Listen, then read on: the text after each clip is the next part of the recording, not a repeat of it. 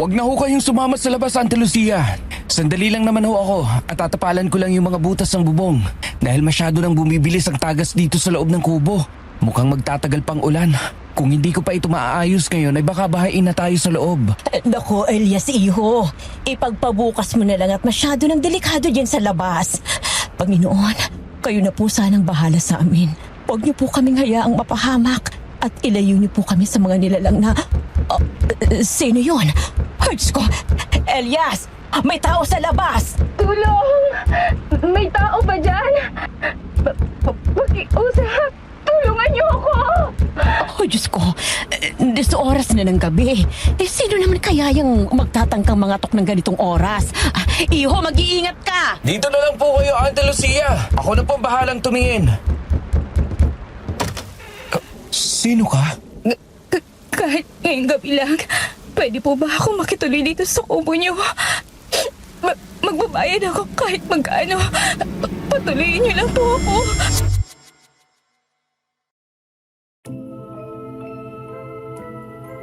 Hindi lahat ng humihingi ng tulong ay dapat tulungan at hindi lahat ng kumakatok ay dapat pagbuksan.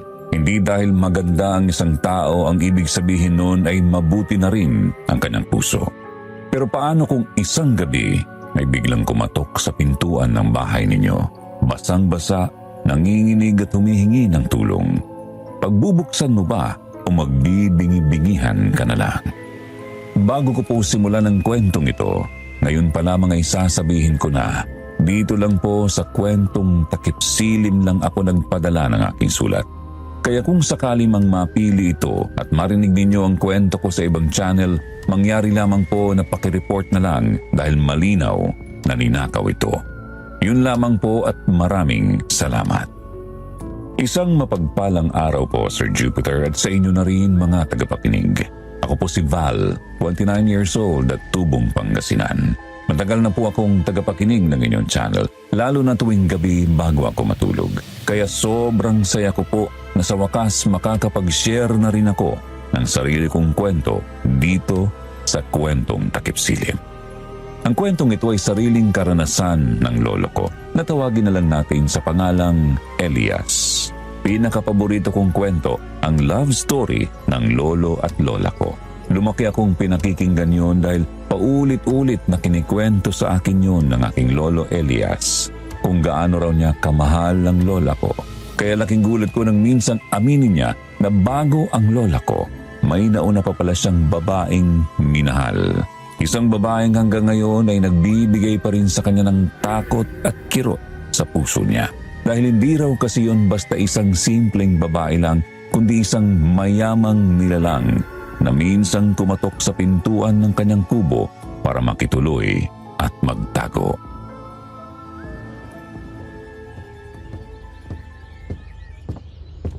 Magandang umaga sa iyo, Iha. Kumusta na ang pakiramdam mo? May nararamdaman ka pa bang iba sa katawan mo bukod sa mga galos na nasa kamay at braso mo? Nako, takot na takot ako kagabi. Mabuti na lang talaga't kasama ko ang pamangkin ko rito sa kubo. Dahil kung hindi ay hindi ko alam ang gagawin ko dahil sa sobrang nervyos ko. Teka, ano nga ba talagang nangyari sa'yo kagabi, Iha? Basang-basa ka at halatang takot na takot. Magandang umaga din ho sa inyo. Pasensya na po kung naistorbo ko po kayo kagabi. Wala na po kasi akong ibang mapupuntahan pa. Pauwi na po ako ng galing trabaho nang bigla na lang po may humabol sa akin at gusto akong gawa ng masama. Kaya dito po ako napadpad sa kubo nyo. Ang mga galos ko po, nakuha ko habang tumatakas. Marami pong salamat sa pagpapatuloy nyo sa akin. Kahit hindi nyo naman po ako kilala. Ganun ba? Naku, mabuti na lang pala at nakatakas ka. Marami na talagang masasamang tao sa panahon natin ngayon. Kaya sa susunod ay magdoble ingat ka na. At saka huwag mo nang isipin yun, Iha. Ang importante ligtas ka na. Teka, ano nga bang pangalan mo? Kanina pa tayo nag-uusap. Hindi ko pa pala alam ang pangalan mo. Veronica na lang po. Kayo po. Ate Lucia na lang, Iha. Ay, siya nga pala. Bigla akong naalala. Kung gusto mo i-report natin ang nangyari sa'yo kagabi. May kaibigang pulis ang pamangkin ko at alam kong matutulungan kanila. Pulis po? Yung lalaki po kagabi, siya po bang tinutukoy niyo, Auntie Lucia? Hindi, iha. Si Elias yon ang pamangkin ko. Yung kaibigan niya ang tinutukoy kong pulis. Ganun po ba? Ayoko na rin po sana makaabala pa. Ako na lang po ang pupunta sa presinto. Ituro niya lang po sa akin kung saan. Sapat na po na pinatuloy niyo ako kagabi sa kubo niyo.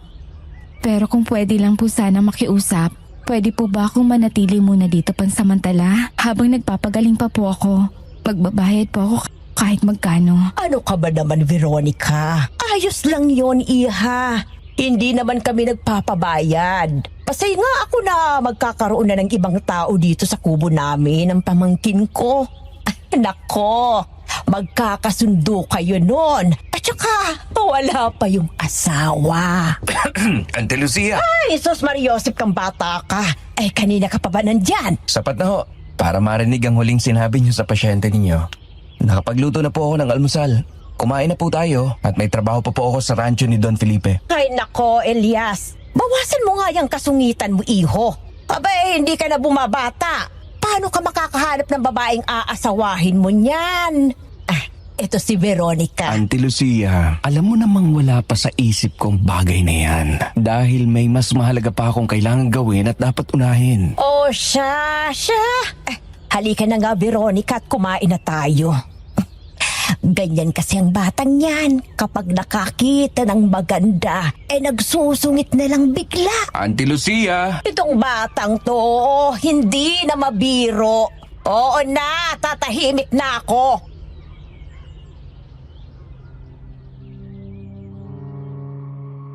Tandang-tanda ko pa, Sir Jupiter, kung paano ikinwento sa akin ni Lolo Elias ang unang umagang kasama nila si Veronica. Sa simpleng asaran, sa pagiging masungit niya, wala raw siyang ideya na doon na pala magsisimula ang lahat. Sa isang desisyon na magpapabago hindi lang ng buhay niya, kundi ng mga taong mahahalaga sa kanya.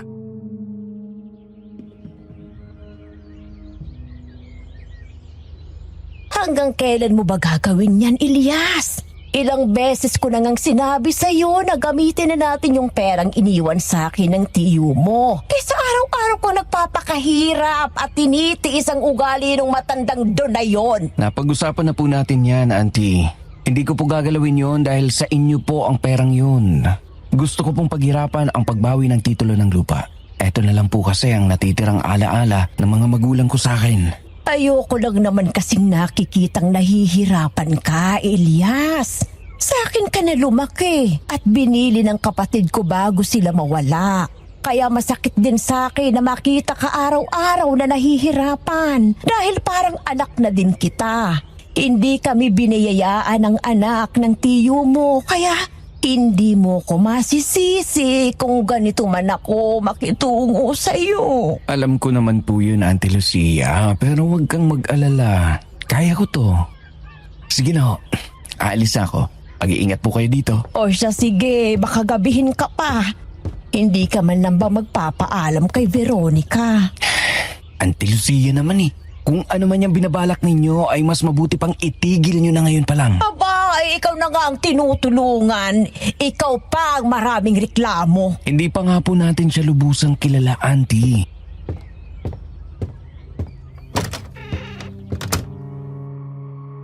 Sa tuwing inaasar raw siya ng Auntie Lucia niya ay napapailing na lang siya at agad na pinuputol ang kanilang usapan.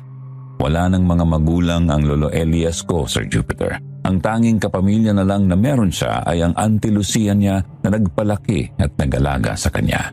Balo na rin ito at wala ng asawa. Nakatira sila sa isang maliit na kubo at dahil sa malaking pagkakautang ng mga magulang niya noon, napilitan silang ibigay sa pinagkakautangan ang titulo ng lupang pagmamay-ari ng pamilya nila. Kaya araw-araw tinitiis ng Lolo Elias ko ang hirap sa pagtatrabaho sa rancho at bukid para lang mabawi ang lupang yun.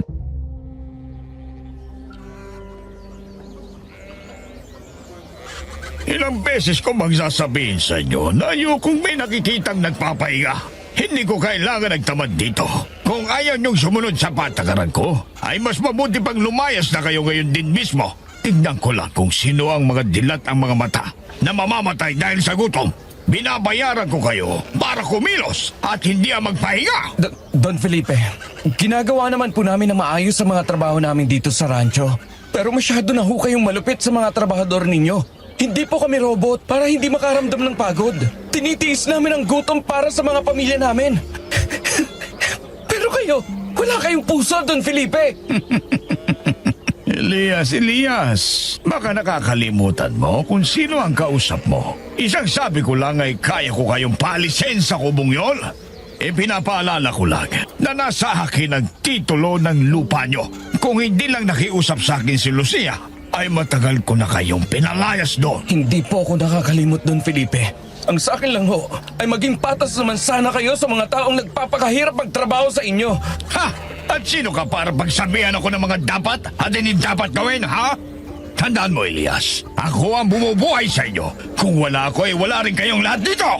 Hala, sige, magtrabaho na kayo. Kung ayaw yung tanggalin ko kayong lahat sa trabaho. Darating din ang araw mo, Don Felipe.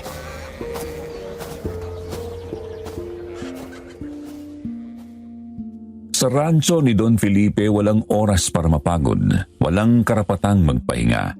Ang bawat patakraw ng pawis ng mga tao rito ay katumbas ng buhay nila dahil kapag nawalan ka ng trabaho, tiyak ang gutom ng pamilya mo. Isa si Lolo Elias sa mga trabahador ni Don Felipe, Sir Jupiter. Ang sabi niya sa akin, si Don Felipe raw ang halos nagmamay-ari ng lahat ng malalaking lupain sa lugar nila noon. Kaya naman halos lahat ng mga tao roon ay sa kanya nagtatrabaho at umaasa. Hindi dahil gusto nila, kundi dahil wala silang ibang mapagpipilian. Dahil simula pagkabata hanggang pagtanda, yun lang ang alam nilang hanap buhay. Kaya napipilitan silang lunukin ang bawat pasakit at pang-iinsulto ng matandang Don sa kanila. Lalo na ang Lolo Elias ko.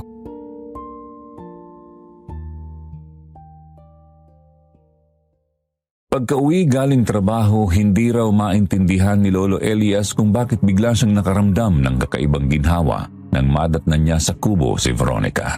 Tinuturuan ito ng kanyang Auntie Lucia sa mga gawaing bahay. Sa mga sandaling yon, Sir Jupiter, nakalimutan raw ni Lolo Elias ang nararamdamang pagod at galit sa maghapong pagtatrabaho. At bigla naisip raw niya ang kanyang kinabukasan na kasama si Veronica. Alam ng Lolo Elias ko na masyado pang mabilis dahil isang gabi pa lamang niyang nakakasama ang babaeng nakituloy sa kubo nila. Pero maski siya, hindi niya raw maintindihan ang sarili niya kung bakit ganun na lamang ang naramdaman niya na parabang may binubuhay si Veronica na kung ano sa puso niya.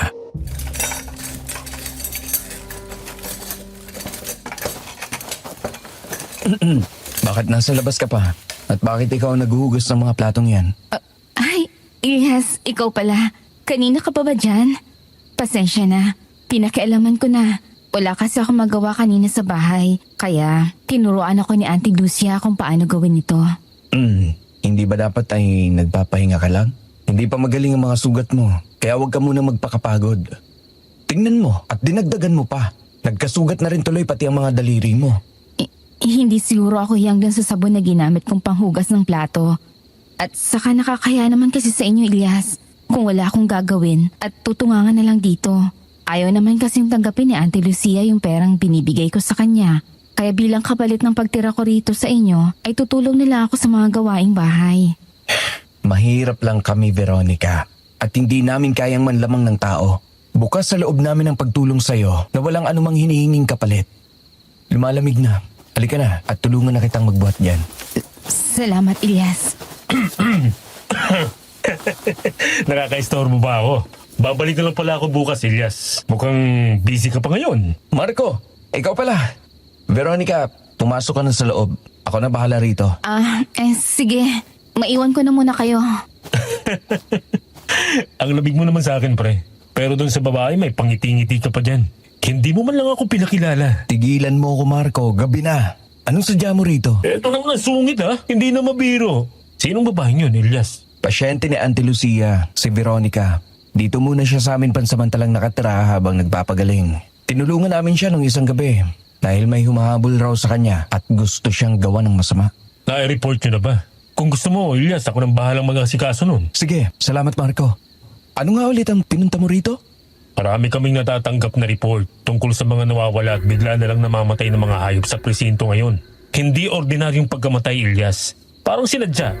Lahat kasi ng hayop na natatagpuan namin ay iwakwak ang tiyan at wala ng lamang loob. Ang mas nakapagtataka pa, pare-pareho silang mukhang natuyuan ng dugo. Pero sa lugar ng pinangyarihan, may mga bakas pa rin ng dugo ang naiwan. Sino naman kaya ang walang pusong gagawa nun? Sa ngayon wala pa kaming lead kung sino o kung anong gumawa nito. Gusto ko lang kayong balaan, Elias. May mga natanggap din na kasi kaming report mula sa bayan. Bukod sa mga kalapit barangay, maaaring nandito sa lugar natin ang salarin. Mag-iingat kayo na Auntie Lucia dito, lalo na may mga alaga pa naman kayo sa likod ng kubo. At isa pa, Elias, malapit lang kayo sa gubat. Mas madali ang pagtatago at pagtakas. Salamat sa impormasyon, Marco. Huwag kang mag-alala. Sasabihan ko din si Auntie Lucia ng tungkol dito. O sige, mawala na ako. Babalik na lang ulit ako para balitaan ka. At Elias, yung babaeng kasama nyo, mukhang kanina pa lihim na nakikinig sa pinag-uusapan natin. Mag-ingat kayo ni Auntie Lucia dito. Napatingin lang siguro. Sige, ako nang bahala rito at magkita na lang tayo sa susunod. Mag-ingat ka pa uwi. At salamat ulit, Chief Marco. Siguro nga. Sige Elias, pakisabi na lang kay Auntie Lucia na dumaan ako.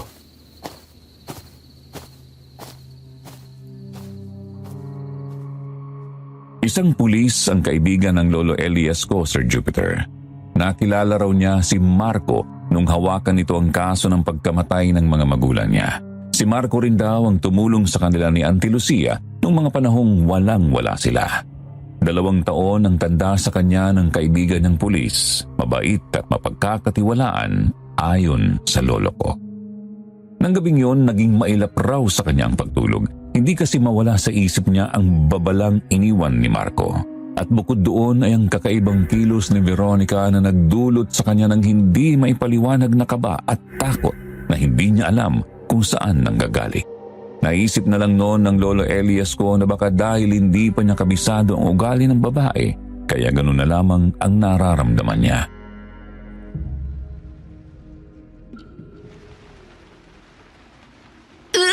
Oh, Diyos ko, Iha. Ano bang nangyayari sa'yo? Kanina ka pa nagsusuka dyan. Kaya mo pa ba? Dalhin ka na ba namin sa klinik? Kaya ko po. Pasensya na po, Auntie Lucia. Bigla lang po talagang sumama ang tiyan ko. Anong nangyayari? Auntie? Veronica? Hindi ko nga rin alam, Iho. Pare-pareho lang naman ang kinain natin kaninang hapunan. Hindi ka ba sanay sa isda at gulay, Iha? Kung yun ang dahilan, pasensya ka na dahil yun kasing madalas naming kainin dito. Ano bang mga pagkain ng nakasanayan mo para sa susunod ipabili na lang natin kay Elias kapag nagpunta siya sa bayan? Sariwa. Gusto ko ng sariwang laman. At dugo. Ano yon, Iha? Hindi kita masyadong marinig. Pasensya ka na at may kahinaan na rin kasi ang pandinig ko. Kahit ano naman po, kinakain ko. Natsyempohan na po siguro kanina. Pero ngayon, medyo maayos naman po ang pakiramdam ko, Auntie. Sigurado ka bang wala nang ibang masakit sa'yo? Wala na, Elias. Babalik na po ako sa kwarto, Auntie Lucia. Pasensya na po kayo at naistorbo ko po ang tulog niyo. Sige na, Iha. At magpahinga ka na. Sige ho. Ayos ka lang ba, Iho? Bakit bigla kang natigilan dyan? At bakit ganyan ka kung makatingin kay Veronica? Naku, nagugustuhan mo na siya, no? Kita ko yung pag-aalala mo sa kanya.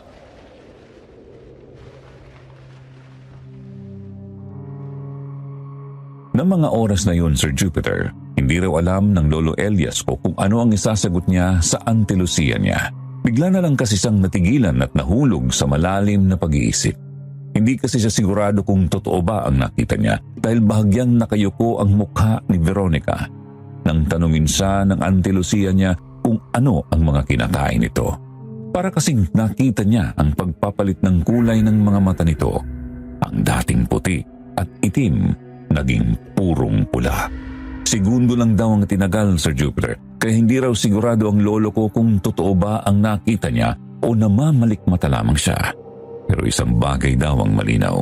Hindi raw niya makakalimutan ang kilabot na gumapang sa buong katawan niya noong gabing iyon.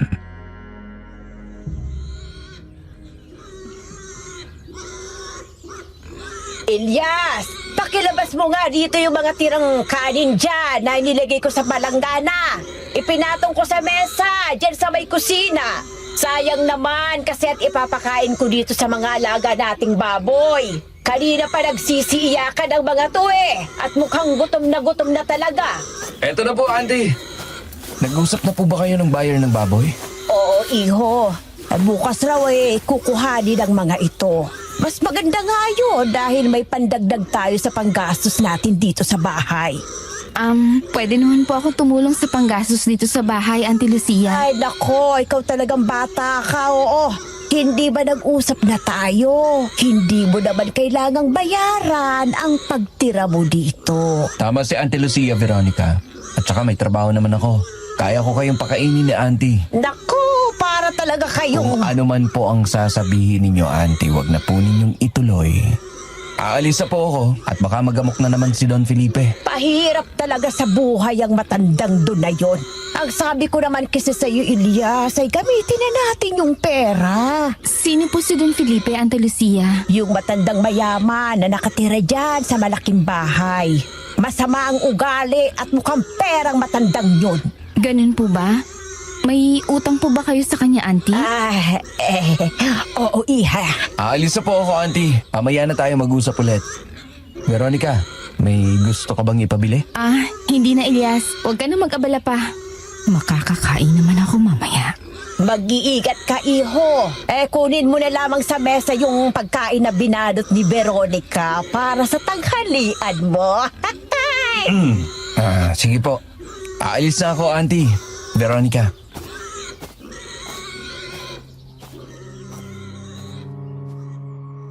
Sa mga oras na yon, Sir Jupiter, hindi pa alam ng Lolo Elias ko na ang pag-alis niyang yun papunta sa rancho ay simula na pala ng mas mabigat na pagsubok sa buhay nila. Bago siya tuluyang umalis, sinulyapan niya pang muli ang Auntie Lucia niya na nagpapakain ng mga alaga nitong baboy. Hindi raw niya maintindihan kung bakit bigla na lang siyang kinabahan. Pakiramdam niya may mangyayari raw na hindi maganda.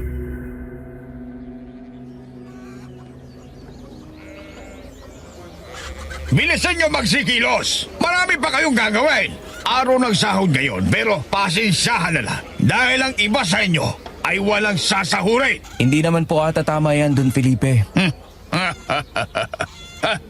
At ano naman sa tingin mo ang tama, ha, Elias? Mga trabahador ko lang kayo. Mga palomunin dito sa lupa ko at wala kayong karapatang magsalita. Dahil boses ko ang batas dito.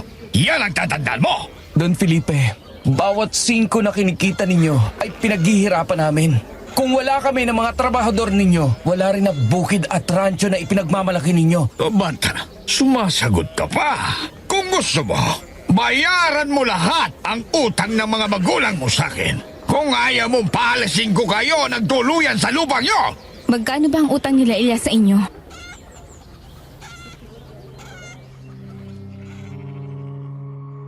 Nung araw na yon, Sir Jupiter, nagkasagutan na naman ang Lolo Elias ko at si Don Felipe. Sanay na raw siya sa pang-api ng matandang Don pero hindi niya kayang makita na pati ang ibang trabahador ay pinagmamalupitan nito. At habang nagsasagutan sila ay laking gulat niya nang bigla na lamang may sumabat sa kanilang usapan ng matandang si Don Felipe. Si Veronica. Halos hindi raw niya makilala ang babae sa anyo nito. Nakasuot ito ng eleganteng pulang bestida na lalong nagpatingkad ng maputi nitong balat. Maayos ang mahaba at alon-alon nitong buhok at sa bawat galaw niya ay sumasabay din daw sa ihip ng hangin ang suot nitong damit. Sa isip ng Lolo Elias ko parang hindi raw yun yung babaeng minsang kumatok sa kubo nila.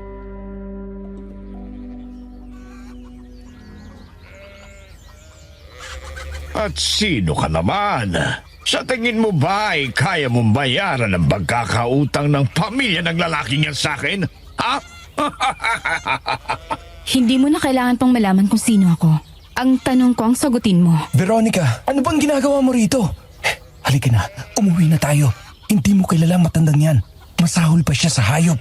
Ayokong pati ikaw ay mapahamak at mapag-initan niya. Magtiwala ka lang, Ilyas. Akong bahala. Bayaran niyo ako ng 5 milyon. Kapalit ng titulong ito. Ano? Magagawa niyo ba? Ayan! Sobra-sobra pa yung pera nasa loob ng bag na yan para matahimik ka. Wag mo na ulit guguluhin ang pamilya nila, Ilyas. Kung ganyan pa sana noon, hindi sana'y nagkasundo tayo. Ngayon ay patas na tayo, Elias. Pinabalik ko na ang titulo ng lupa niyo. Wag ka nang aapak pang muli sa lupain ko. Halika na, Ilyas. Saan galing ang perang yun, Veronica? Hindi ka dapat nakialam dahil problema ko yun.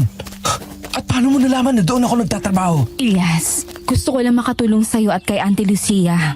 Hindi ko na kaya makita kayong nahihirapan. Hindi mo dapat ginawa yun. Napalapit na kayo sa akin, Ilyas. Pasensya na. Pinilit ko si Auntie na sabihin kung nasaan ka.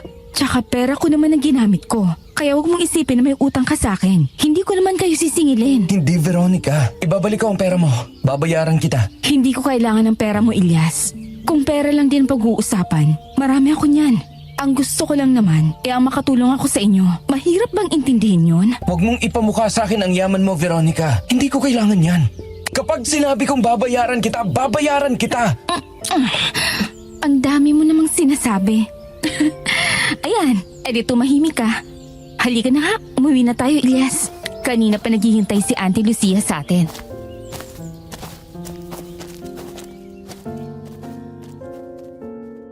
Sa unang pagkakataon, Sir Jupiter, hindi raw alam ng Lolo Elias ko kung ano ang isasagot.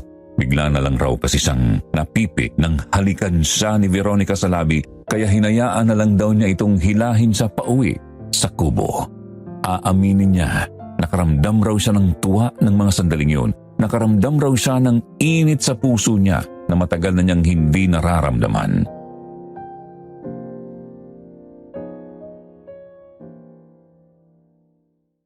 Pero panandalian lang pala ang tuwang yun dahil habang papalapit sila sa kubo ay isang nakakabinging sigaw ang bigla nilang narinig.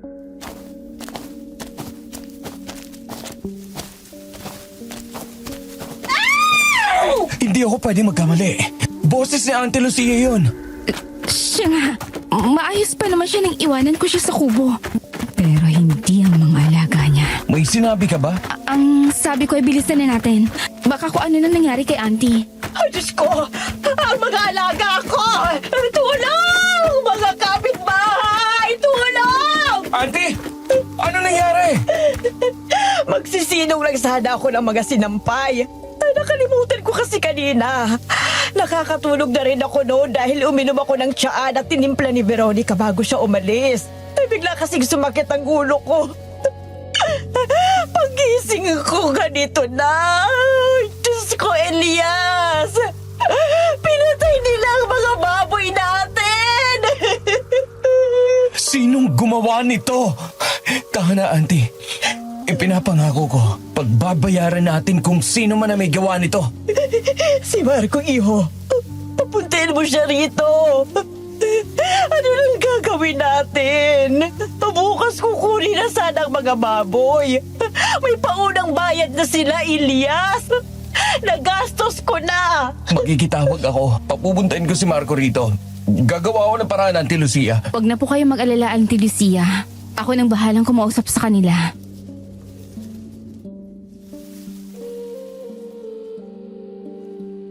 Sa mga sandaling yon, Sir Jupiter, bukod sa galit at pag-aalala ay biglang nanlamig ang pakiramdam ng Lolo Elias ko. May kung anong takot raw na gumapang sa kanya, hindi dahil sa mga pinatay na hayop kundi dahil sa boses at naging reaksyon ni Veronica. Wala raw kasi siyang mabakas na lungkot o gulat man lang sa mukha nito habang tahimik at diretso lang ang tingin sa mga patay na baboy ng kanyang Auntie Lucia. Gusto sana niya itong lapitan at tanungin pero dumating na noon ang kaibigan niyang si Marco kasama ang iba pang pulis. At sa mga mukha ng mga kapitbahay nilang nakikiusyoso, kitang-kita raw ang takot sa mga mukha ng mga ito. Takot na baka sa susunod, ang mga alaga naman nilang hayop ang isunod dahil yun lamang ang tanging pinagkukunan ng ikinabubuhay nila.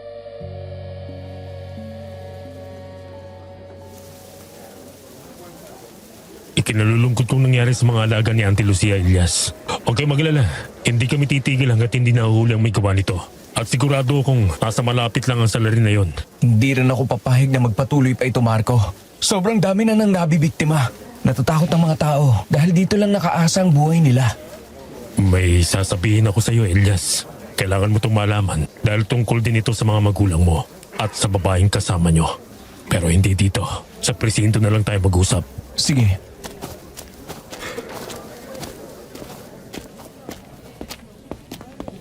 Opo ka muna, Elias. May gusto ka bang inumin muna? Hindi na, Marco. Salamat na lang. Ano palang sasabihin mo? Sino ba talagang babaeng yan, Elias? Sinubukan ko hanapin ang lahat ng records. Barangay, ospital, kahit anong pwedeng pagkulang ko ng impormasyon tungkol sa babaeng yon. Pero maski isa, wala akong nakita. Walang eksaktong pagkakakilanlan. At hindi rin malaman kung saan ba talaga siya nanggaling. Anong ibig mong sabihin? Ibig kong sabihin, parang bigla na lang siyang lumitaw rito sa lugar natin. Alam kong nasabi mo na kung paano siya napadpad sa kubo nyo. Pero hindi ka ba nagtataka, Elias? Bakit sa lahat ng mga bahay na nandun ay sa kubo nyo pa siya nakituloy? Alam kong likas sa'yo at kay Auntie Lucia ang pagiging matulungin. Pero hindi lahat ng humihingi ng tulong ay ligtas pagkatiwalaan, Elias. Lalo na kung wala kang ibang alam tungkol sa kanya bukod sa pangalan niya na hindi mo naman alam kung yun nga ba talaga. Sinasabi mo bang masamang tao si Veronica? Na may balak siyang saktan kami ni Auntie? Hindi ko sinasabing masama siya. Ang sinasabi ko lang ay halatang may kakaiba sa pagkatao niya. Sa kilos, sa mga tingin. Kaya pinag-iingat lang kita. Kaibigan kita, Elias. At hindi na rin iba sa akin si Auntie Lucia. Ayokong mapahamak kayo dahil lang sa babaeng yun. Alam ko, hindi ko naman pababayaan si Auntie Lucia, Marco. Kilala na kita mula sa pagkabata pa, Elias. Alam ko kung paano ka mag-isip. At alam ko rin kung anong mga gusto at ayaw mo. At isa na rin doon sa mga nagugustuhan mo ang babaeng yun. Pero ipapaalala ko lang sa'yo, huwag mong hahayaang dahil lang sa isang babae ay makalimutan mo ang dahilan kung bakit ka nandito ngayon, Elias. Hindi ko nakakalimutan yun, Marco. Alam mo, natin, kung paano pinatay ang mga magulang mo, Elias. Kahit kailan, ay hindi ko yun nakakalimutan, Marco. At hindi ako makakapayag na hindi ko maiganti ang mga magulang ko sa ginawa nilang pagpatay sa kanila. Kung buhay ang kinuha niya, buhay din ang kukunin ko. Asahan mo makakasama mo ako hanggang sa dulo sa labang to, Elias. Tutulungan kita hanggang sa makuha natin ang hustisyang nararapat para sa mga magulang mo. Kahit kapalit pa nito ang trabaho ko. Pamilya ko na kayo ni Auntie Lucia at hindi ko kayo pababayaan. Lalo na ngayon na mas naging sigurado na ako na iisa lang ang may gawa ng lahat ng ito sa mga nawawala at pinapatay na hayop. Dahil ganito rin ang ginawa niya sa mga magulang mo, Elias. Magbabayad siya. Isinusumpa ko.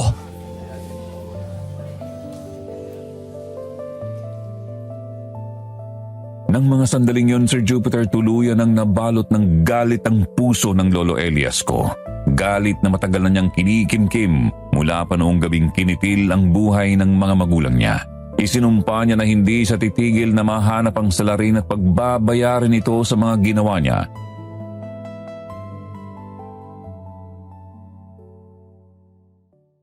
Pero sa kabila noon, may isang nagngangalang Veronica ang unti-unti nang nakakapasok sa puso ng Lolo Elias ko.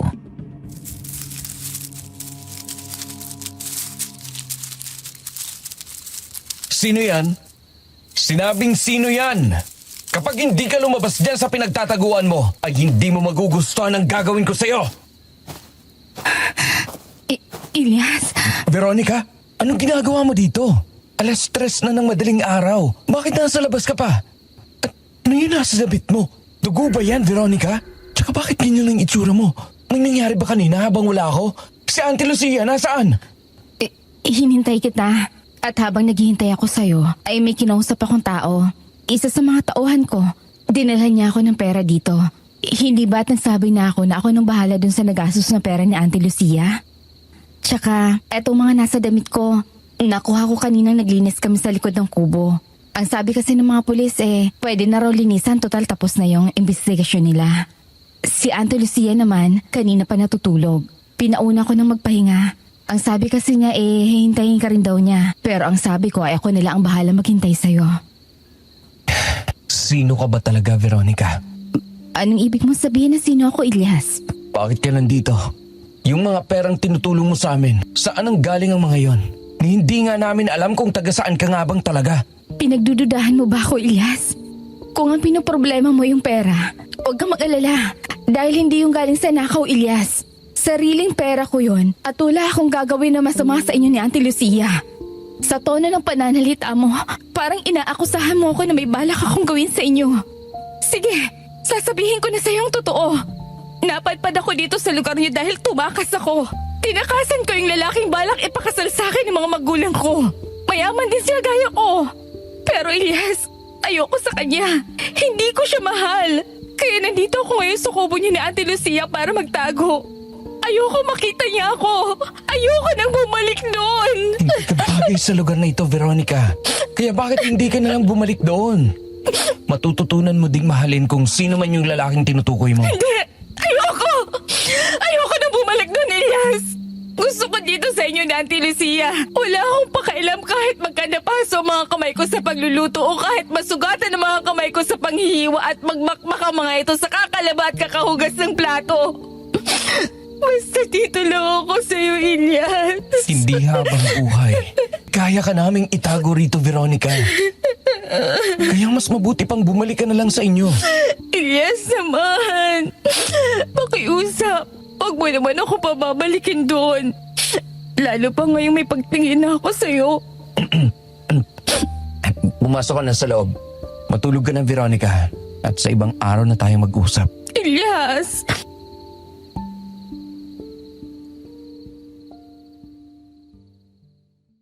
Natameme na lang ang Lolo Elias ko noong mga oras na yon, Sir Jupiter. Hindi niya raw kasi napaghandaan ang pag-amin sa kanya ni Veronica.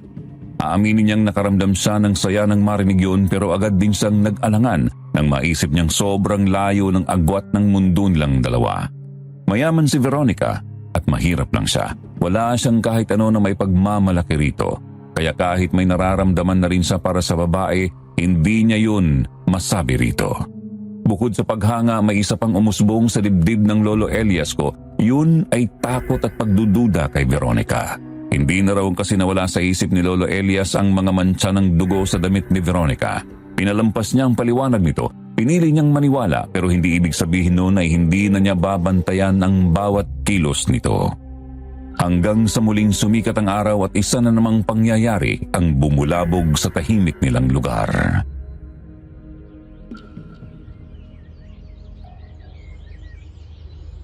Naku, Iha, hindi mo na sana ginawa yun. May pera naman kami ni Elias. Yung iniwan sa akin ang tiyuhin niya. Pwede namin gamitin yun pambaya doon sa mga taong kukuha sana ng mga alaga kong baboy. Pero matatagalan pa po, Auntie, kung ang yung pera na yun ang gagamitin nyo. Kailangan nyo pang maghintay bago mailabas ang mga yun sa bangko. Sa asta po ng mga tao kanina na pumunta rito, mukhang hindi na sila makakapaghintay pa. Lalo na pagkatapos ng nangyari sa mga baboy. Ay, kung hindi lang sana namatay ang mga baboy ko, hindi sana hahantong sa ganito. Salamat, Veronica. Babayaran na lang kita. Magpapasama ako kay Elias mamaya sa bayan para kunin yung pera namin. Naku, Auntie, wag na po. Tsaka maya-maya po, may darating na mga tao dito para sa mga bagong kagamitan natin dito sa kubo.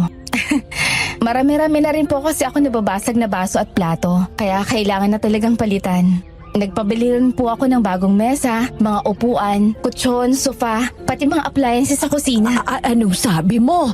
Ay naku, Veronica, hindi mo na sana ginawa yan. Ayos pa naman ang mga gamit dito. Napapakinabangan pa. Masyado ko nang napapagastos, Iha.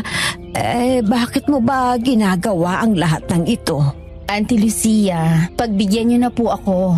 Masaya po ako sa ginagawa kong ito. At isa pa, pamilya na po ang turing ko sa inyong dalawa ni Elias. Simula po nung pinatuloy niyo ako dito sa kubo. Napakabuti mong bata, Veronica. Alam kong kahit mawala man ako sa mundong ito, ay may maiiwan kay Elias. Ayan ka na naman, Auntie. Ano bang sinasabi mo? At ikaw, hindi ba't napag-usapan na natin to? Huwag mo kaming sanayin sa ganito, Veronica. Ikaw talagang bata ka. Huwag mo namang pagsabihan si Veronica. Gusto lang naman niyang tumulong. Oo nga naman, Elias. Ewan ko sa inyo. Mga babae nga naman, ang hirap ninyong intindihin.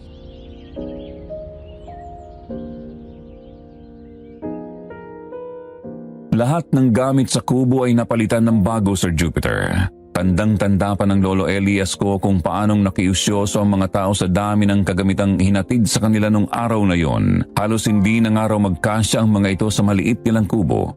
Hindi na rin sila nauubusan ng pagkain sa dami ng stock nila sa bahay. At ang lahat ng yon ay galing kay Veronica. Daig pangaraw nila ang nanalo sa loto sa biglaang pagbabagong yun na nangyari sa buhay nila.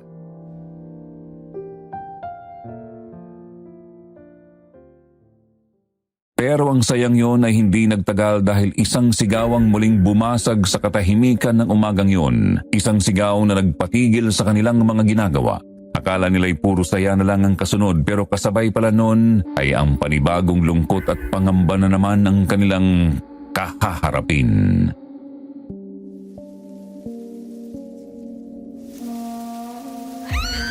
Oh, Diyos ko! Si Lourdes yun ah! Kapitbahay natin, Elias! Ano po kayong nangyari kay Aling Lourdes, Auntie? Magmadali ka, iho. Puntahan natin. Baka kung ano nang nangyari sa kanya. Sige ho, halina kayo, Auntie. Ikaw, Veronica, sasama ka ba? Hindi na. Alam ko na kung anong nangyari. Mas mabuti nga kung dito ka na lang. Sigurado ako maraming tao ron. Baka may makakilala pa sa'yo. Oo. Dito na lang ako. Napagod din ako sa pag-aayos ng mga gamit kanina. Tsaka biglang sumama ang pakiramdam ko kagabi. Magpapahinga lang ako saglit bago ako magluto ng kakainin natin mamayang tanghalian. Sige, mauna na kami. Pero kung hindi mo talaga kaya, ay ako na lang gagawa nun. Magpahinga ka na lang muna dito. Sige.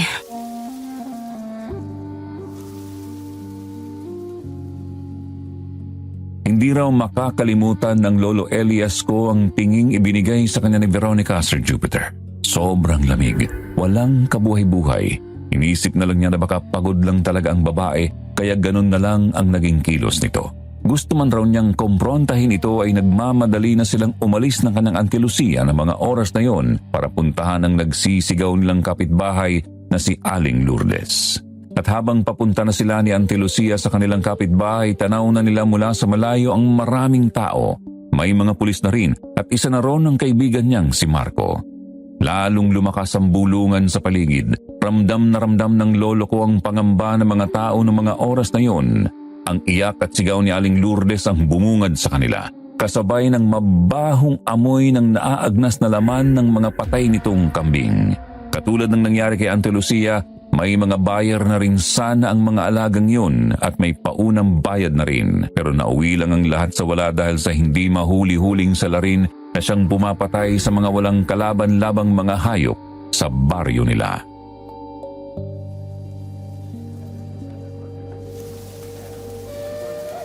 Napakawalang hiya ng gumawa nito. Masahol pa siya sa hayop. Auntie, mas mabuti pong umuwi muna kayo. Baka makasama sa kalusugan yung amoy. Masyado nang masangsang. Sandali lang, iho. Dito muna ako. Kawawa naman si Lourdes at ang asawa niya. May sakit pa naman ang mister niya. At ang perang mapagbebentahan sana ng mga kambing ay siyang gagamitin nila para sa pampagamot rito. Elias, Auntie Lucia. Ako, iho, ano nang balita? Kailan ba matitigil ang mga kaguluhang ito? Marami nang natatakot dito sa lugar natin, Marco. Hindi pa ba nahuhulang walang hiyang pumatay sa mga alaga naming hayop? May lead na ba kayo, Marco? Hindi na biro ang mga nangyayari. Kailangan na mahuli ang salarin. Patuloy pa rin pong investigasyon, Auntie Lucia, Elias. Pero sa ngayon, mas mabuti po munang umuwi na muna kayo, Auntie. Babalitaan ko na lang po kayo. Huwag kayong magalala. Mahuhuli namin ang may gawa nito. Sige, Marco. Ihahatid ko muna si Auntie sa kubo. Sige. May pag-uusapan din tayo mamaya, Elias. Susunod na lang ako sa inyo pagkatapos ng trabaho ko dito. Sige, hihintayin na lang kita sa kubo.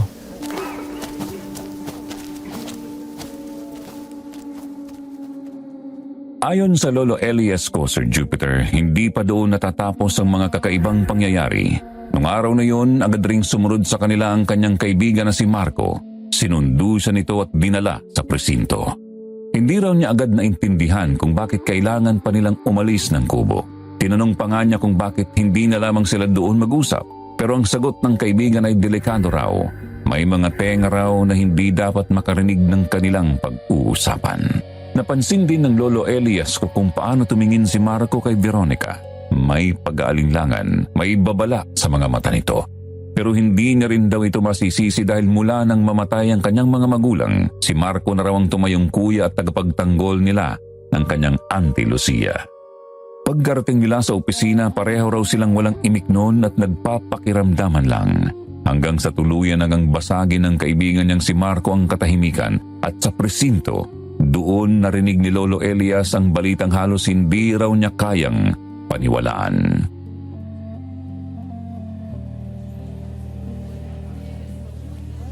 Hindi na ako magpapaligoy-ligoy pa, Elias. Nagsalita ng lalaking nahuli namin kahapon na may kinalaman sa pagpatay sa mga hayop. Umamin siyang inutusan siyang painumin muna ng nakalalasong gamot ang mga hayop bago niya ito katayin at kunin ang mga lamang loob ng mga ito. Nasa nang walang iyang yan, Marco? At sino nag-utos sa kanya para gawin yon? Nasa interrogation room pa hanggang ngayon. At ang itinuturo niyang mastermind ay si Don Felipe. Anong sabi mo? Si Don Felipe? Napakawalang puso talaga ng matandang yon. Hindi ko lubos maisip na umabot na siya sa mga ganyang gawain. Pero bakit nga ba niya ginagawa yan, Marco? Ginagawa raw niya yan para mapilitang magtrabaho sa kanyang rancho ang mga tao dahil wala na silang mapagkukunan pa ng ikabubuhay nila. Wala na kasing gusto magtrabaho sa kanya dahil hindi na kinakaya ng mga tao ang kalupitan ni Don Felipe.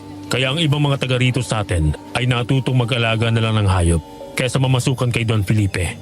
Pero dahil sa nangyari, wala na silang iba pang pagpipilian kundi magtiis na lang at magtrabaho sa matandang Don. Napakatuso niya talaga. Pagbabayaran niya ang lahat ng ginawa niyang ito, Marco. Haharapin din niya ang galit ng mga tao. Pero teka, may kulang pa. Paano maipapaliwanag yung pagkatuyo ng dugo ng mga hayop? Ang sabi mo, kinuhanan lang ng lamang loob, pero wala sa salaysay kung paano sila naubusan ng dugo. Bawat hayop na nakita ay parang mga butot balat na lang, Marco. Para silang mga piniga at binilad ng matagal sa araw para maging ganun ang itsura nila. Tama ka, Elias. May kulang pa at yun ang dapat naming alamin. Dahil sa tingin ko, hindi lang si Don Felipe ang nasa likod ng krimeng to dahil maaaring kinasangkapan lang din siya at mas may malaki pang tao kaysa sa kanya ang may gawa ng lahat ng to. May mga nakuha kaming ebidensya at lahat lang yun ay iisa lang. May naiiwang hibla ng mahaba at itim na buhok sa bawat lugar ng pangyayari. Kahit sa ibang baryo, ganun din ang nakuha namin. Pero sino naman ang gagawa nun, Marco? At anong intensyon niya para gawin yun? Pati yung mga lamang loob. Saan nila dinadala? Naniniwala ka ba sa mga aswang, Elias? Aswang baka mo? Naririnig ko na yan noon sa mga magulang ko at kay Auntie Lucia. Pero hindi ako naniniwala hanggat hindi ako mismo makakita. Ang sabi ng lolo ko nung nabubuhay pa siya, may mga aswang na nabubuhay sa dugo at laman ng tao. Meron din namang mga aswang na sa hayop lang umaasa. Pero ang mas delikado ay yung aswang na walang pinipili. Dahil mapatao o hayop man yan, ay hindi kaligtas sa kanila. At ang isa pang sinabi niya noon ay hindi lahat ng aswang ay pangit ang itsura at mukhang halimaw. Ang iba sa kanila ay may magagandang anyo na hindi mo mapagkakamalan ng mga aswang sila. Sila raw yung mga pinakadelikado sa lahat dahil kaya nilang magbalat kayo at makihalubilo sa mga normal na tao. Ang ibig mo bang sabihin na maaaring aswang ang may gawa nito? Yung nangyari sa mga magulang o Marco, kaya ba kahit ilang taon na ang lumipas, ay wala pa din tayong mahanap ay posibleng isang aswang ang pumatay sa kanila? Maaaring gano'n na nga ang nangyari, Elias. Pero hindi pa din tayo sigurado sa bagay na yan. Kaya bukas ng umaga, pagka-release ng warrant of arrest, ay pupuntahan namin si Don Felipe sa kanyang mansyon. Huwag lang sana kaming maunahan ng galit ng mga tao ngayong gabi at magbalak na sumugod sa rancho. Sasama ako, Marco. Gusto kong makita kung paano malugmok ang isang Don Felipe. Sige, pero sa isang kondisyon, Elias. Habang hindi pa lumalabas ang resulta ng DNA sa nakuha naming buhok, ay gusto kong sa bahay ko na muna kayong dalawa ni Auntie Lucia tumira. Mas safe doon at mababantayan ko pa kayo ng maayos dahil nasa malapit lang kayo. Pero paano si Veronica? Hindi namin siya pwedeng iwan mag-isa sa kubo, Marco. Paano kung mapahamak siya kung totoo man ang sinasabi mong may aswang? Paano kung tao na ang atakihin nila sa susunod at hindi na mga hayop? Elias, kapag tumugma ang lahat ng hinala ko at ang mga ebidensyang nakalap ko, ay ako na mismong papatay sa aswang na yon. Kahit ano pang anyo nito, maski anyong tao pa ito ay mapapatay ko siya. Ang biling ko lang sa iyo, Elias, huwag kang masyadong magpabulag sa nararamdaman mo dahil hindi lahat ng nakikita mo ay totoo.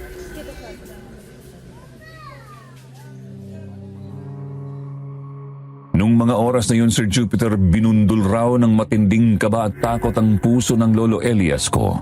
Pangamba para sa kaligtasan ng pamilya niya at takot dahil sa isang kutob na nararamdaman niya. na sa kabila ng lahat ng paliwanag ni Marco, may isang mukha raw na pilit pumapasok sa isip ng Lolo Elias ko. Isang mukhang pilit niyang itinataboy. Nagmamadaling umuwi ang Lolo Elias ko po noon galing presinto. Halos hindi na raw niya makita ang mga nadadaanan niya sa paligid sa sobrang bilis ng pagpapaandar niya sa motor na hiniram lang niya sa kaibigan. Ang tanging nasa isip niya kasi noong mga oras na yun ay ang makarating agad sa kubo at maibalita kay Auntie Lucia ang lahat ng natuklasan nila ni Marco at kung gaano kalaki ang panganib na nakaamba sa kanila. Pero huli na siya dahil pagdating niya sa kubo ay ang ingay, sigawan ng mga nagtitipon na tawang sumalubong sa Lolo Elias ko.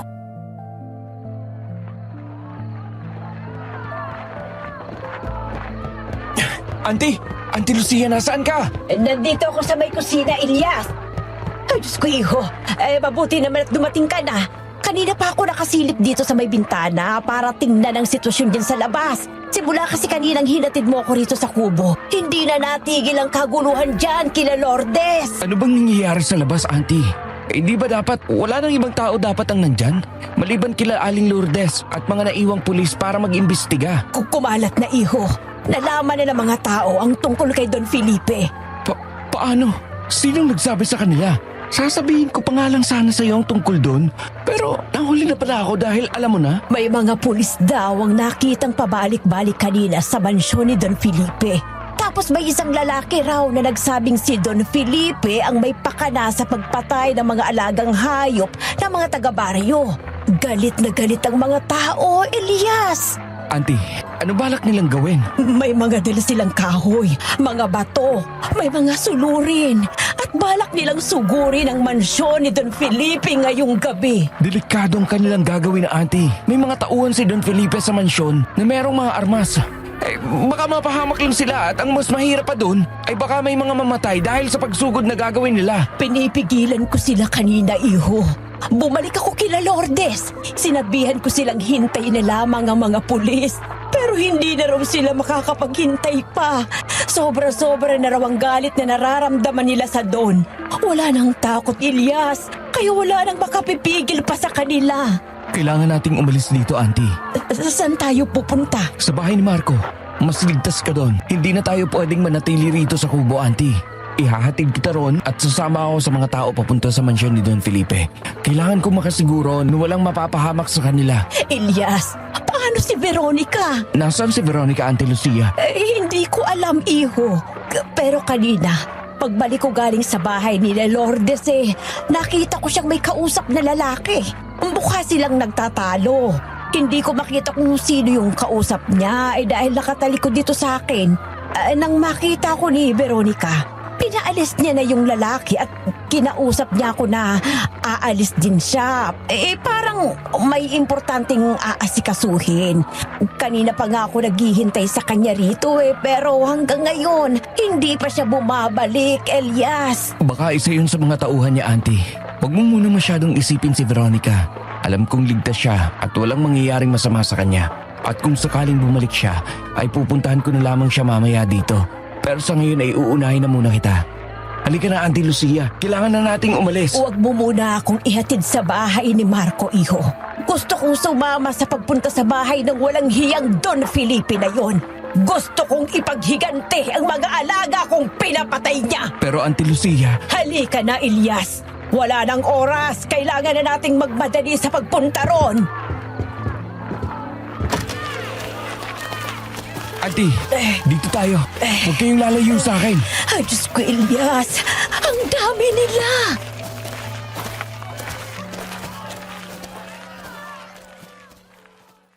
Hindi na raw nagaksaya ng oras ang Lolo Elias ko, Sir Jupiter. Hinila niya palabas ng kubo ang kanyang Auntie Lucia habang sa paligid nila ay ang mga taong galit na iisa lang ang tinatahak na direksyon. Yun ay ang papunta sa rancho at mansyon ng matandang si Don Felipe. Bit-bit nila ang mga kahoy na may apoy sa dulo at mga bato na handang maningil at manakit. Pero pagdating nila roon, sa halip na si Don Felipe ang madatnan ng mga tao sa rancho ay ang nakakasukang amoy ang sumalubong sa kanila. Punong-puno ng mga nakatambak na hayop ang labas ng mansyon ng matandang Don. Mga nabubulok at naaagnas na mga hayop na tila sinipsip hanggang matuyo ang mga dugo. Tila naabandona na ang lugar dahil pati ang mga tauhang de armas ni Don Felipe ay hindi mo na makikita sa paligid. Ang kaninang galit na mga tao ay biglang napalitan ng matinding takot.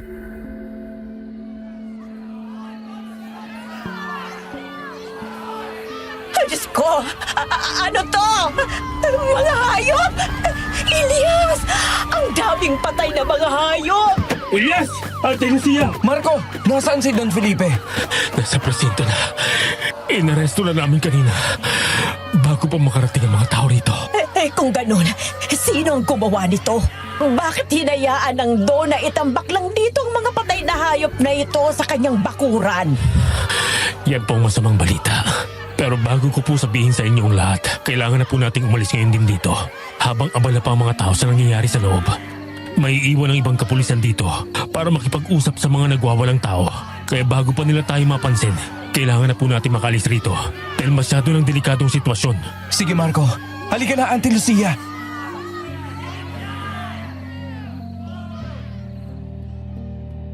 Tahimik at may pag-iingat na nilisan ni Lolo Elias ko kasama ang kanyang Auntie Lucia at kaibigang pulis na si Marco ang mansyon ni Don Felipe. Iniwan nila ang mga taong nagsisimula ng mag-amok ng gulo dahil hindi nila nakita si Don Felipe.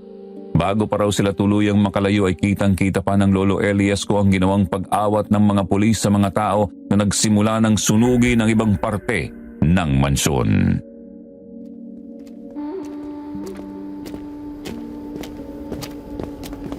Dito tayo, Elias. Ante Lucia. Nasaan tayo Marco? Hindi itong opisina mo. Maupo muna kayo. Nandito tayo sa interrogation room. At ang salamin na natatakpan ng kortinang yan sa kabila, makikita si Don Felipe. Pero bago ko siya ipakausap sa inyo, ay kailangan niyo munang malaman na lumabas na ang partial results ng DNA, Elias. Anong DNA ang sinasabi mo, iho? May naiiwan pong hibla ng mahabang itim na buhok sa bawat pinangyarihan ng krimen, Auntie Lucia. At ayon po sa resulta, ay babae po ang may-ari ng buhok na yun. Ay, Diyos ko! Kaninong buhok naman kaya yon? Sinong nagmamay-ari ng buhok Marco? Hindi si Don Felipe ang kalaban natin dito. Meron pang mas delikado kaysa sa kanya. Isang tao na mas malapit sa inyo. O tamang sabihin na isang nilalang na pinatuloy niyo sa kubo niyo, Elias. Anong ibig mong sabihin Marco? Si Veronica. Siya ang may-ari ng buhok. Siya ang nilalang na pumapatay sa mga hayop dito sa lugar natin. Elias, Ante Lucia. Isa siyang aswang. Totoo bang sinasabi mo, iho? Oh, Diyos ko! Nagpapasok kami ng aswang sa kubo namin! Hindi ako naniniwala. Imposible ang sinasabi mo Marco. Paano magagawa ni Veronica ang mga bagay na yon? Hindi siya aswang. Hindi niya magagawa ang mga bagay na binibintang ninyo sa kanya. Elias, anak, huminahon ka! Hindi kayang magsinungaling ng nakuha kong resulta, Elias. Huwag kang magpakabulag sa nararamdaman mo sa babaeng yon. Sinisiraan mo lang si Veronica dahil ayaw mo siya para sa akin. Elias, gumising ka! Hindi tao ang babaeng nagustuhan mo, kundi isang halimaw. Tingnan mo ang nangyari kay Don Felipe. Nandiyan siya! Itago niyo ako! Tumakbo na kayo! Ayan na ang aswang! Mahabaging Diyos! Anong nangyayari sa kanya? Ba't parang wala na siya sa sarili niya? Tama po kayo, Auntie Lucia. Hindi na nakayanan ng Don at tuloy ang nawala ang katinoan niya. Simula nung makuha namin siya ay ganyan na ang mga sinasabi niya. Paulit-ulit niyang binabanggit ang mga nakita niya at nangyari sa kanya. Kitang-kita ko kung paano niya lapain ang mga alaga kong hayop sa radyo. Ang babaeng yun ay isang halimaw. Nahuli niya ako at dahil nalaman ko ang sikreto niya, ay binayaran niya ako ng napakalaking halaga ng pera kapalit ng pananahimik ko. Tinanggap ko ang pera dahil kung hindi ko gagawin yun, ay ako ang papatayin niya. Tuwing gabi, pabalik-balik siya sa radyo para kainin ng mga alaga kong hayop sa kwadra. Natatakot ako sa babaeng yun.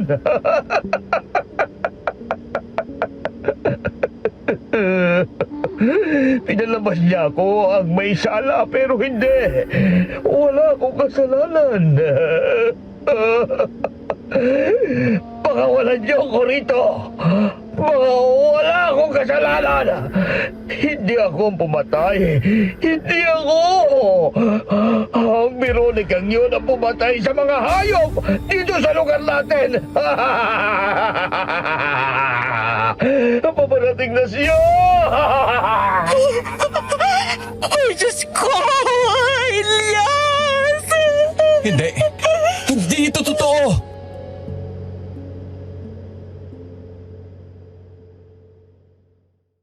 Parang tinanggalan ng hangin ang dibdib ng Lolo Elias ko, Sir Jupiter. Sa unang pagkakataon sa buong buhay niya, wala siyang masabi. Wala siyang mahawakan kahit isang dahilan para itaboy ang katotohanang unti-unting bumabaon sa isip niya. Ang bawat sigaw ni Don Felipe, bawat halakhak nitong puno ng takot ay parang patalim na paulit-ulit na humihiwa sa kanya. Doon niya naramdaman ang bigat ng lahat ng babalang binaliwala niya dati. Ang mga gabing may dugo sa damit ni Veronica, ang madalas na pagkawala nito tuwing gabi, ang malamig na titig na minsan niyang ipinagkibit balikat. Gusto raw niyang maniwala na may mali, Sir Jupiter, na may pagkukulang lang sa investigasyon, na may iba pang paliwanag ang kaibigan niyang si Marco. Dahil ayaw maniwala ng utak niya pero sa kaibuturan ng puso niya may isang boses na paulit-ulit na sumisigaw. Aswang ang babaeng nagustuhan mo, Elias. Halimaw ang babaeng pinapasok mo sa buhay niyo. At habang nanginginig si Auntie Lucia sa kanyang tabi, unti-unti ring gumuguho ang natitira pang tiwala at pag-asa na pinanghahawakan ng Lolo Elias ko.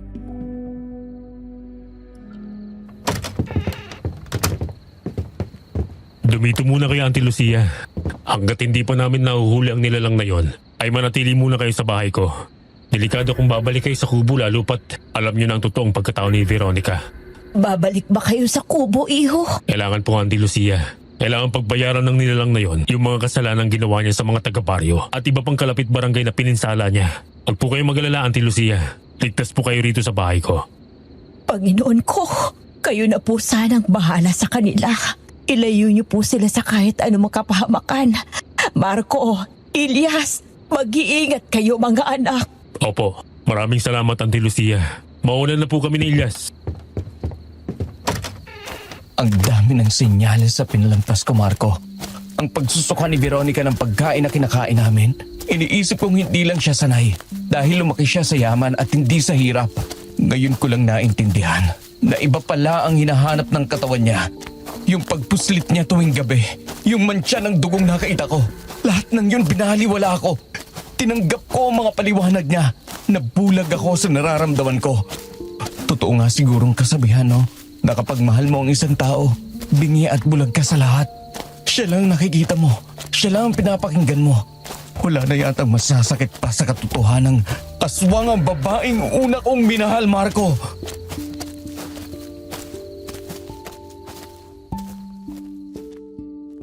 Habang naglalakad sila pabalik sa kubo ay doon na tuluyang bumigay ang Lolo Elias ko, Sir Jupiter. Isa-isang bumuhos ang mga salitang matagal niyang kinimkim habang tahimik na nakikinig si Marco sa bawat pagtatapat ng kaibigan niya.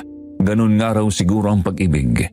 Hindi lang ito puro saya dahil minsan kalakip nito ay ang sakit. Lalo na kung hindi talaga siya ang itinadhana para sa iyo. Kailangan ka munang masugatan para maintindihan mong may mga pagmamahal na hindi kailanman pwedeng magtagal at ipilit.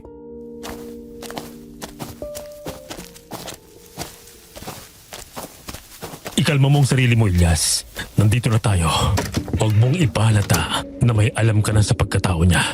Kailangan natin siyang mahuli sa akto. Kailangan natin sa bibig niya mismo magmula ang katotohanan.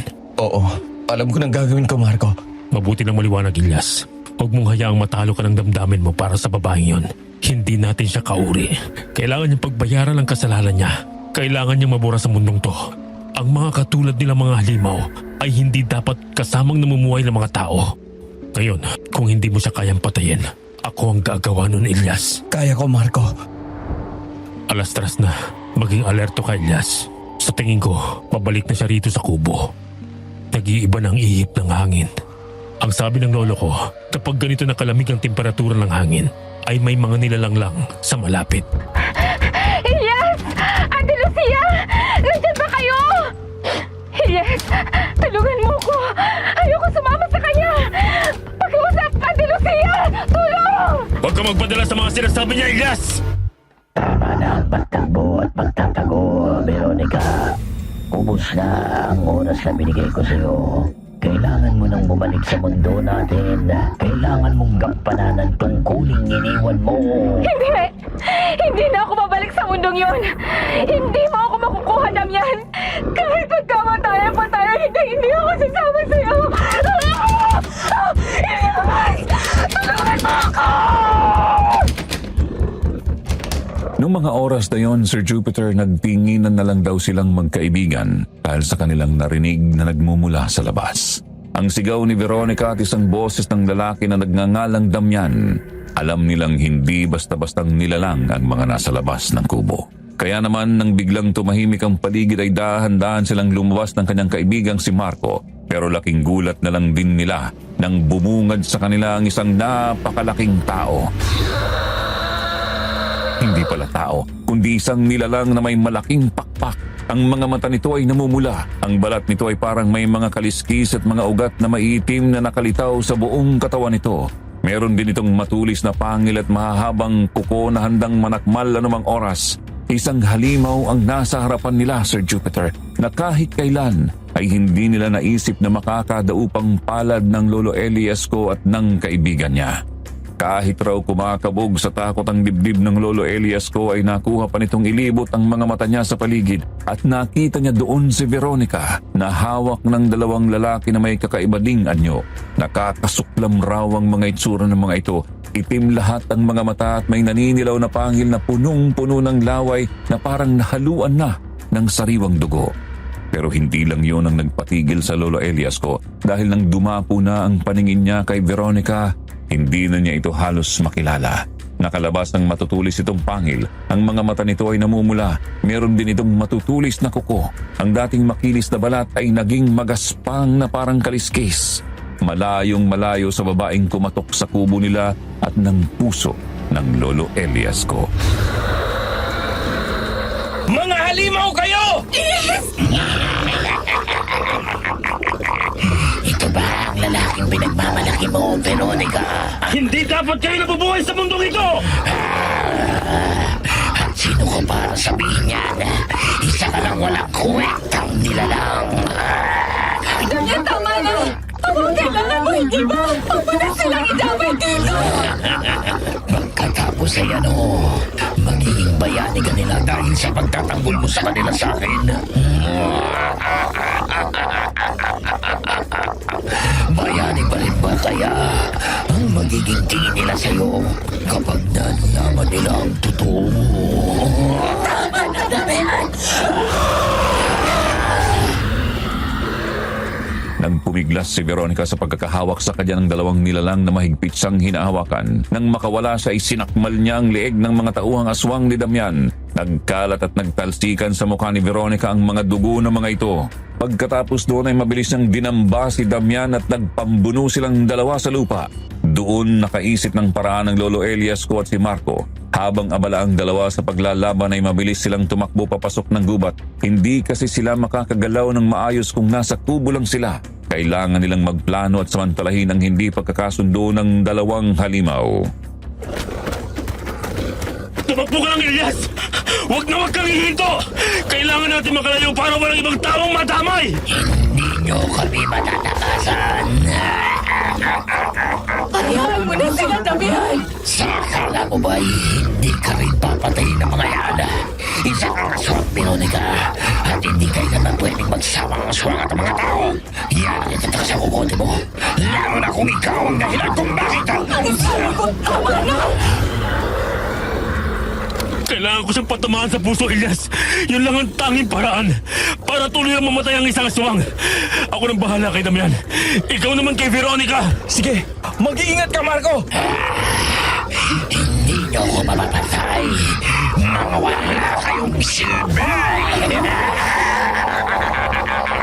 Huwag mong sasaktan si Marco! Bitawan mo ang kaibigan ko, Damian! Elias! Tumakbo ka na! Ako na bahala dito, Elias! Hindi umubra ang plano nilang patamaan ng baril ang halimaw na si Damian. Sa mabilis na paggalaw nito, sa braso lang ito nadaplisan ni Marco. Nang makabawi ang halimaw, mabilis niyang pinuntahan ng kaibigan ni Lolo Elias na si Marco at sa kanya ito sinakal, sabay tinaas sa ere. Ilang sandali pa ibinalibag niya ang katawan nito sa isang puno. Lalapitan na raw sana ito ng Lolo Elias ko nang siya naman ang pagbalingan ni Damian. Mabilis din raw siyang sinakal nito at itinaas sa ere. Akala raw niya ay katapusan na niya yun pero pinigilan ni Veronica si Damian. Dinambahan niya ito sa likod at mabilis na kinagat sa leeg si Damian pero dahil sa malakas ito hindi rin umubra sa kanya si Veronica. Kahit pagsamahin niyo pa ang lahat ng mga pwersa niyo, ay hindi niyo ako matatalo. Walang binatbat sa akin ang lalaking pinagpapalaki mo, Veronica. Tulad niya siya ng mga magulang niyang tataka-taka at walang kuwenta. Anong sabi ko? Huwag mong idamay ang mga magulang ko dito dahil hindi mo sila kilala! Siya ang akala mo, Elias. Kilalang kilala kita, pati ang mga magulang mo. Hindi ba, Veronica?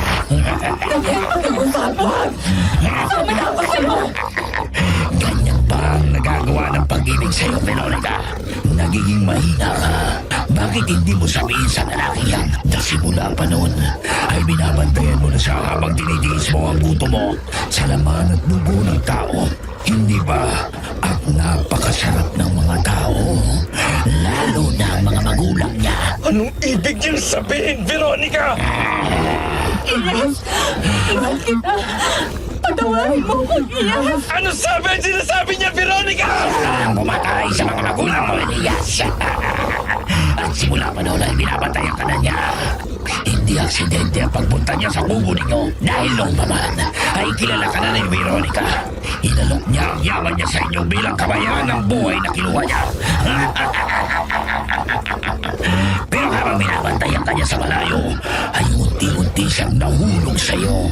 At bilang pagtalikod niya sa akin at pagtataksil niya sa buong lahi namin, ay ito ang nararapat sa iyo, Elias. Hindi ako makapapayag! Hindi! Marco! Nagtalsika ng dugo sa mukha at katawan ni Lolo Elias, Sir Jupiter. Dugo na nagmula sa kaibigan niyang si Marco. Imbis na siya ang masaksak sa dibdib ng matutulis na kuko ng halimaw na si Damian, sinangga ni Marco ang katawan nito sa kanya para mailigtas siya. Kasabay noon ang mabilis na pagkalabit nito sa gatilyo ng baril na nakatutok sa dibdib ni Damian.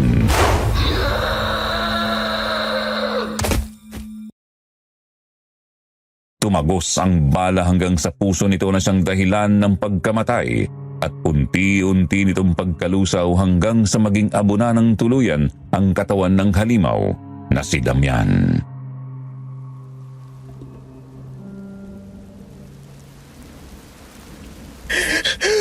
Marco! Marco, gumising ka! Naririnig mo ba ako? Ah! Walang hiya kayo! Magbabayad kayo! Kuya! Kuya Marco! Hindi ba't gusto mong tawagin kita ka, kuya? Gumising ka na, oh! Kuya Marco, totangin na! Huwag mo naman ako binuhin ng ganyan! Huwag mo kami iiwan! Halika na! Pamangon ka na dyan! Naghihintay na si Ate Lucia sa atin sa bahay! Umuwi na tayo, kuya! Elias, patawarin mo ko, Elias. Pinatay ninyo ang matalik kong kaibigan! Pinatay mo rin ang mga magulang ko! Mahaliw kayo! Hindi kayo ang nararapat mabuhay sa mundong ito! Magpapayat kayong lahat! Hindi ko sinasadya na patayin sila. Noong mga panahong yun, isa ako sa mga bagong silang na mga aswang. Sa pagtapak namin sa edad na 18 ay para kami mga bagong panganak na gutom na gutom. Wala akong kontrol sa katawan ko noon, Elias. Hindi ko sinasadya. Pinigilan ko ang sarili kong huwag pumatay pero hindi ko kinaya. Nakita ko sila sa kakawayan. Sila ang naging una at naging huli kong biktima. Simula na hindi na ako pumatay at kupain ng tao. Ang mga magulang ko, walang kalaban-laban. Ang mga magulang ko na gusto lang naman akong buhayin at bigyan ng masayang pamilya. Kahit gaano kahirap ang buhay. Pero pinagkait mo sa kanilang bagay na yun, Veronica! Hindi ko maisip kung paano sila magsisigaw. Magmakaawa sa'yo na huwag mo silang patayin. Hindi ko sinasadya, Iyas. Hanggang ngayon, kinakain pa rin ako ng konsensya ko. Hindi ko ginusto maging ganito ako, Iyas. Gusto kong mamuhay ng normal katulad mo. Simula nung bata pa tayo ay nakabantay na ako sa'yo. Gusto ko mapalapit sa'yo noon pa man. Pero dahil sa isang pagkakamali ko, lahat ng pangarap ko ay nawala. Hanggang sa magkaroon ako ng pagkakataon na lapitan ka. Kayo nag-Auntie Lucia mo. Kaya ba binayaran mo ang utang namin? At kung ano-ano pa mga material ng bagay ang binigay mo sa amin? Para malinis mo ang konsensya mo? Hindi ganun yun, Ilyas. Mahal kita, Ilyas. At bukal sa loob ko ang lahat ng ginawa kong pagtulong. Hindi dahil sa konsensya ko. Mahal? Paano mo nasasabi mahal mo ako? Kung simula pa noon, ay hinayaan mo ang sarili mo na magpatalo sa pagiging aswang mo! Hindi mo ba naisip kung ano nararamdaman ko?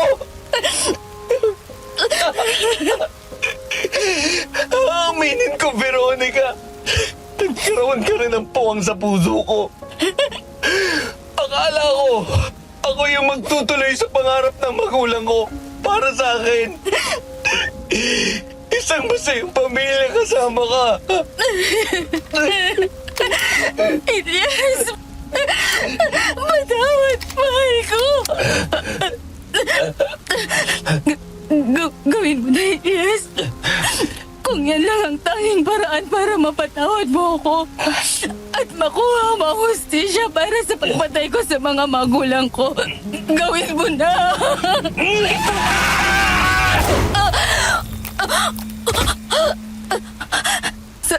Salamat sa pagpaparamdam at pagtuturo niyo sa akin na Auntie Lucia kung paano maging isang normal na tao, Ilyas.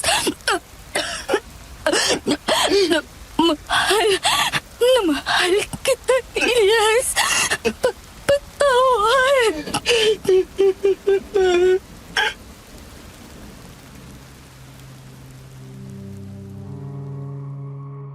Yun na ata ang pinakamasakit na pangyayari sa buhay ng aking lolo Elias, Sir Jupiter. Ang malaman na ang babaeng mahal niya ay isa palang aswang. Ang aswang na pumatay sa mga magulang niya na matagal na niyang hinahanapan ng hustisya. At ang masaksihan mismo ang pagbubuwis buhay ng kanyang matalik na kaibigan para lang mailigtas siya. Wala na rin sigurong mas masakit pa kung unti-unti mong nakikitang nawawalan ng buhay ang babaeng mahal mo sa mga kamay mo mismo. Dahil mas pinili mo ang hustisya at pagmamahal para sa mga magulang mo. Sa gabing yun, 2 beses namatayan ang aking lolo Elias. Isang kaibigan at ang babaeng una niyang minahal. Nakamit ng aking lolo Elias ang hustisya na nararapat para sa magulang niya. Pero habang buhay naman niyang dadalhin ang sakit at sugat na dulot ng kahapon.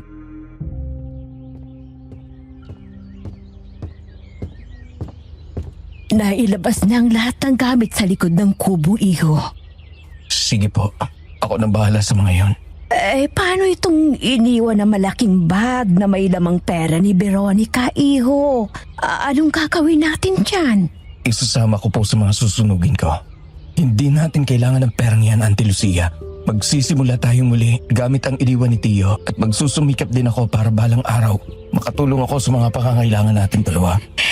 Sayang nga lang at wala na ditong mga magulang mo. Alam kong ipinagmamalaki ka ng mga yun.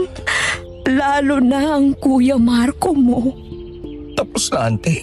Nakamit na natin ang hustisya para sa mga magulang ko. Natalo na natin ang mga aswang. At alam kong masaya rin si Kuya Marco sa nangyari kahit na masakit sa atin nang wala na siya rito. Matatahimik na rin sa wakas ang lugar na ito, iho. Wala nang takot at pangamba ang mga tao na baka mawalan na naman sila ng mga alaga. Ante Lucia, may kumakatok. Pagbuksan mo, iho, baka si Don Felipe na yan. Magandang araw sa inyo, Elias. Lucia. Magandang araw rin sa inyo, Don Felipe. Ngayon na ba ang alis mo? Oo. Patatagalan rin ako doon sa pupuntahan ko. At tulad ng pag-usapan namin ni Elias, ay siya na muna ang bahalang mamahala sa radyo at sa mga trabahador. Kung may kailangan sila, huwag kayong mahiyang tumawag sa akin. Kahit nasa malayo ako. Siya nga pala, Elias, uuwi rito ang apo kong babae. Siya ang mga kasama mong mamahala sa radyo. Ikaw rin na ang bahala sa kanya. Alam kong hindi mo siya pababayaan. Sige po, Don Felipe. Ako na pong bahala. O siya, sige. Ako ay aalis na. Teka, bago ko pa pala makalimutan. Elias, nakalista na lahat ng mga taong nawalan ng mga alaga tayo. Ikaw na ang bahalang magbigay sa kanila ng mga iniwag ko. Makakatulong yon para makapagsimula silang muli sa buhay nila. Walang problema, Don Felipe. Makakaasa po kayo na mapapabuti ang mga tao dito sa lugar natin. Mag-iingat po kayo sa biyahe ninyo.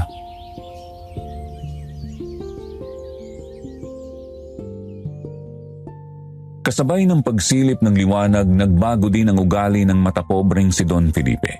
Matapos nitong mahuli at mawala sa sarili ay nagpagamot ito. At sa kanyang pagbabalik, humingi siya ng tawad sa lahat ng tao na naagrabyado niya, lalo na si Lolo Elias. Binigyan niya ng trabaho ang mga tao na walang hanapbuhay. Pinalitan niya ang mga hayop na nawala sa mga tao. Nawala na ang pagiging malupit nito at tanging pagpapakumbaba at pagtulong na lang sa mga tao ang ginawa ng Don. At dahil sa magandang ipinakita nito, napatawad siya ng mga tao. Marami mang nagbago at nawala sa buhay ng Lolo Elias ko, sa huli naging masaya rin naman siya dahil sa pamamagitan ni Don Felipe, nakilala niya ang babaeng nagpatibok muli ng kanyang puso. Yun ay ang aking lola. At doon na nga sa Jupiter nagsimula ang love story nilang dalawa. Hanggang dito na lamang po ang kwentong takip-silim ng aking Lolo Elias. Maraming salamat po sa inyong pakikinig.